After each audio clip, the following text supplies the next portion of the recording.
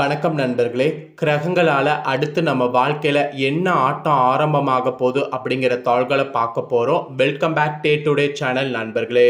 இன்னைக்கு இந்த வீடியோவில் ஒரு பெரிய அதிசயத்தை தாங்க இந்த வீடியோவில் மேச ராசிக்காரங்களுக்கு ஷேர் பண்ண போகிறேன். வாழ்க்கை அப்படிங்கிறது நம்ம நினைக்கிற மாதிரி அவ்வளவு ஈஸியாலாம் இருக்காது. வாழ்க்கையில் சில நேரம் அடிகள் விழும். அந்த அடிகளில் இருந்து எழுந்து வருவது தான் நம்மளுடைய மெயின் டாஸ்காக இருக்கணும். ஆனால் சில பேர் என்ன நினைப்போன்னா, வாழ்க்கையில் இந்த மாதிரி அடி விழுது, இனி நம்ம வாழ்க்கை எப்படி வாழ்கிறது அப்படின்ட்டு பயந்துட்டு நெகட்டிவாக யோசிப்போம். ஸோ நெகட்டிவாக யோசிக்க தான் அந்த கிரகங்கள் நம்மளை நல்லா பிடிச்சி ஆட்டும். அதனால் எப்பயுமே நெகட்டிவாக யோசிக்கிறத முடிஞ்ச அளவு அவாய்ட் பண்ணணும். அந்த வகையில் இன்றைக்கி இந்த வீடியோவில் கிரகங்களால் மேச ராசிக்காரங்களுக்கு பெரிய மாற்றங்கள்லாம் நிகழ இருக்கிறதெல்லாம் சொல்ல போகிறேன். ஸோ இப்போ ஆகஸ்ட் மாதமானது நடந்துகிட்ருக்கு. ஆகஸ்ட் ஸ்டார்டிங்கில் ஆடி அமாவாசை வந்த அன்னைக்கு ஆடியில் பார்த்தீங்கன்னு வச்சுக்கோங்களேன், அந்த அமாவாசையில் சூரிய கிரகணமானது இந்த ஆண்டில் கடைசியாக நடைபெற்றது. ஸோ இந்தியாவில் சூரிய கிரகணம் நடந்தது தெரியாமல் இருந்தாலும் கிரகணம் நடந்தது தானே. அப்போ கிரகங்களிடையே ஏற்படக்கூடிய மாற்றங்கள் வைத்து ஒவ்வொருவருக்குமே அடுத்து நடக்கக்கூடிய விஷயங்கள் சிலது இருக்குது. அதெல்லாம் தான் இந்த வீடியோவில் மேச ராசிக்காரங்களுக்கு சொல்ல போகிறேன். நீங்கள் வீடியோ பார்க்குறவங்க மேச ராசிக்காரங்களாக இருந்தீங்கன்னா இந்த ஒரு வீடியோவை ஸ்கிப் பண்ணாமல் ஃபுல்லாக பாருங்கள்.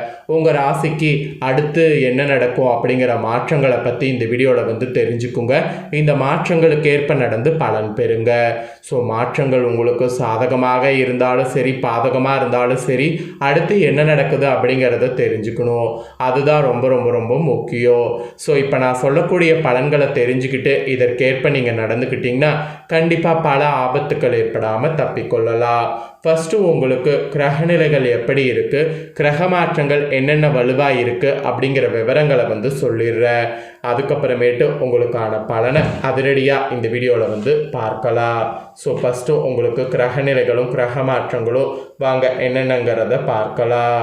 ஸோ உங்களுடைய தனவாக்கு குடும்பஸ்தானத்தில் செவ்வாய், தைரிய வீரிய ஸ்தானத்தில் சூரிய புதன் குரு, பஞ்சமஸ்தானத்தில் சுக்கிரன் கேது, லாபஸ்தானத்தில் ராகு சந்திரன், அயனசைன போகஸ்தானத்தில் சனி வக்கரத்தோடு.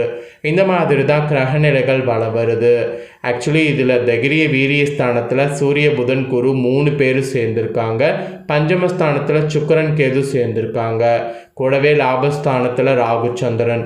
இந்த மாதிரி 2 கிரகங்கள் 3 கிரகங்கள் சேரும்போது அது பர்டிகுலராக சில யோகங்களை ஏற்படுத்தும். அதுவும் இப்போ நடுவில் சூரிய கிரகணம் வேற நடைபெற்றுதா, அப்போ கண்டிப்பாக உங்களுக்கு பார்த்தீங்கன்னு வச்சுக்கோங்களேன், இந்த கிரக சேர்க்கையால் யோகங்கள் ஏற்படும்.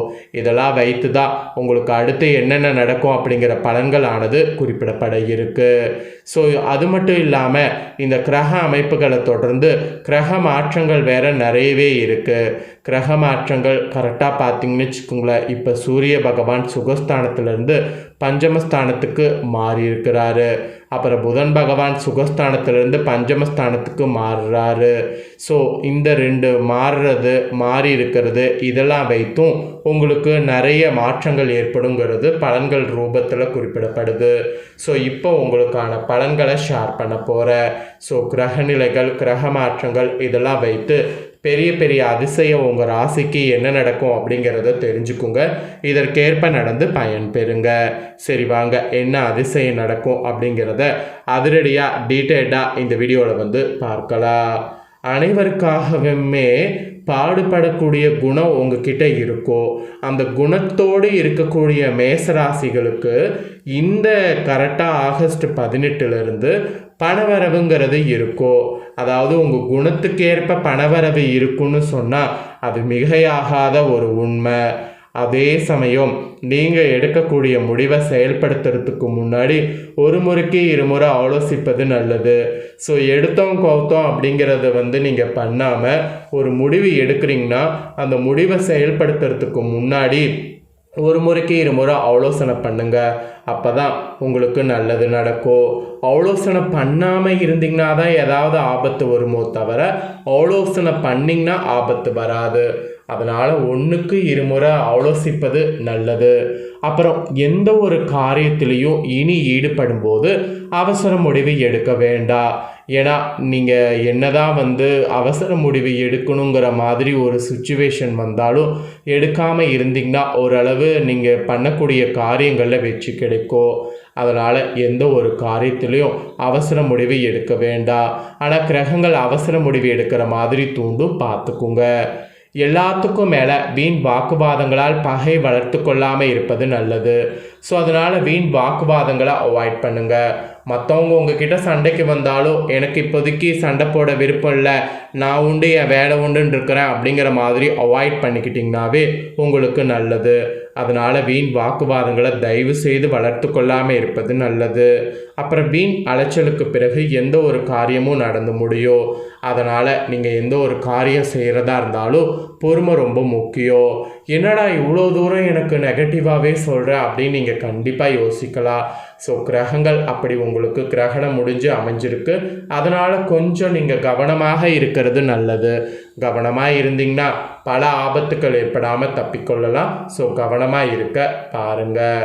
அப்புறம் நீங்கள் தொழில் வியாபாரம் செய்யக்கூடிய மேச ராசிக்காரங்களாக இருந்தீங்கன்னா தொழில் வியாபாரத்தில் உங்களுக்கு வியாபாரம் தொடர்பாக டக்குன்னு எந்த ஒரு காரியமும் நடந்து முடியாது. எல்லா வியாபாரமே நீங்கள் அலைய வேண்டியதாக இருக்கும். அப்போ தான் வரவேண்டிய பாக்கிகளும் வரும். வரவேண்டிய பாக்கிகள் தாமதமாகவே சேரும். அதனால் தொழில் வியாபாரத்தில் மேச ராசிக்காரங்க ரொம்ப கவனமாக இருக்க வேண்டும். கவனக்குறைவு இருந்தால் அது உங்களுக்கு கண்டிப்பாக ஆபத்தில் முடியும். அதுக்கப்புறமேட்டு உத்தியோகத்தில் இருக்கக்கூடிய மேச ராசிக்காரங்களுக்கு குறிப்பிடப்படுது. உத்தியோகத்தில் இருக்கிறவங்களுக்கு என்ன சொல்லப்படுதுன்னா, மேல் அதிகாரிகள் இருக்காங்கல்ல, அவங்க சொல்லிய ஒரு வேலையை முடிக்க அலைந்து திரிய வேண்டியது இருக்கும். அவங்க சொல்லி வேலையை முடிக்காமல் இருந்தீங்கன்னா உங்கள் வேலை போகிறதுக்கு வாய்ப்பு இருக்குது. அதனால் உத்தியோகத்தில் இருக்கக்கூடிய மேச ராசிக்காரங்க எது பண்ணாலும் பிளான் பண்ணி பண்ணுங்கள். பிளான் பண்ணி பண்ணிங்கன்னா உங்களுக்கு ஓரளவு சக்ஸஸ் ஆகும். பிளான் பண்ணாமல் பண்ணிங்கன்னா தான் உங்களுக்கு ஆபத்து வரும். அதனால் பிளான் பண்ணி பண்ணுங்கள். சக பணியாளர்கள் கிட்ட வீண் பேச்சுக்களை தவிர்ப்பது நல்லது. அவங்கக்கிட்ட வீண் பேச்சுக்களை வைத்துக்கிட்டிங்கன்னா அது உங்களுக்கு பெரிய ஆபத்தில் முடியும். அதனால் வீண் பேச்சுக்களை முடிந்தளவு அவாய்ட் பண்ணுங்கள். ஸோ உத்தியோகத்தில் இருக்கிறவங்க இந்த மாதிரியெல்லாம் கவனமாக இருக்கணும். அப்புறம் ஃபைனலாக குடும்பத்தில் இருக்கிறவங்களுக்கு குறிப்பிடப்படுது. குடும்பத்தில் இருக்கக்கூடிய மேச ராசிக்காரங்க உங்களுக்கு இந்த டைம் விருந்தினர் வருகையால் நீங்கள் பிளான் பண்ணதுக்கு மேலே திடீர் செலவுகள் ஏற்படும். சுப நிகழ்ச்சிகளில் கலந்து கொள்ள குடும்பத்தினருடன் வெளியிடங்களுக்கு செல்ல வேண்டியது இருக்கும். ஆனால் வெளிவட்டார பழக்க வழக்கங்களை குறைத்து கொள்வது நல்லது. இல்லைனா அது உங்களுக்கு மேலும் செலவை உருவாக்கும். கணவன் மனைவிக்கிடையே பழைய விஷயம் ஒன்றால் வாக்குவாதம் ஏற்பட்டு சரியாகும். தம்பதிகளுக்குள் விட்டு கொடுத்து செல்வது நல்லது. ஆயுதம், நெருப்பு இவற்றை கையாளும் போது வாகனங்களில் செல்லும் போது கவனம் தேவை. முழுக்க முழுக்க கவனம் தேவை என்பது உங்கள் மேச ராசிக்காரங்களுக்கு நிறைய விஷயங்களில் குறிப்பிடப்பட்டிருக்கு. ஸோ கவனமாக இருக்க பாருங்கள். என்ன மேச ராசிக்காரங்களே, கிரகங்களால் உங்கள் ராசிக்கு என்ன ஆட்டத்தை சந்திக்க போகிறீங்க அப்படிங்கிறத தெளிவாக இந்த வீடியோவில் தெரிஞ்சுக்கிட்டீங்களா? இதற்கேற்ப நடந்து பலன் பெறுங்க. இதை உங்கள் ஃப்ரெண்ட்ஸ் ஃபேமிலிக்கும் லைக் பண்ணி ஷேர் பண்ணுங்கள். அவங்களும் பார்த்து பயன்பெறட்டும். இதே போல் புதிய தகவல்களை தெரிந்து கொள்ள சேனலை சப்ஸ்கிரைப் பண்ணுங்கள். கூட பெல் பண்ண ப்ரெஸ் பண்ணுங்கள். அப்போ தான் நான் போகிற மற்ற அப்டேட்டான வீடியோ உடனுக்குடனே தெரிஞ்சு பயன்பெற முடியும். ஸோ மறக்காமல் பண்ணுங்கள். சுவாரஸ்யமாக வேறொரு வீடியோவில் உங்களை சந்திக்கிறேன்.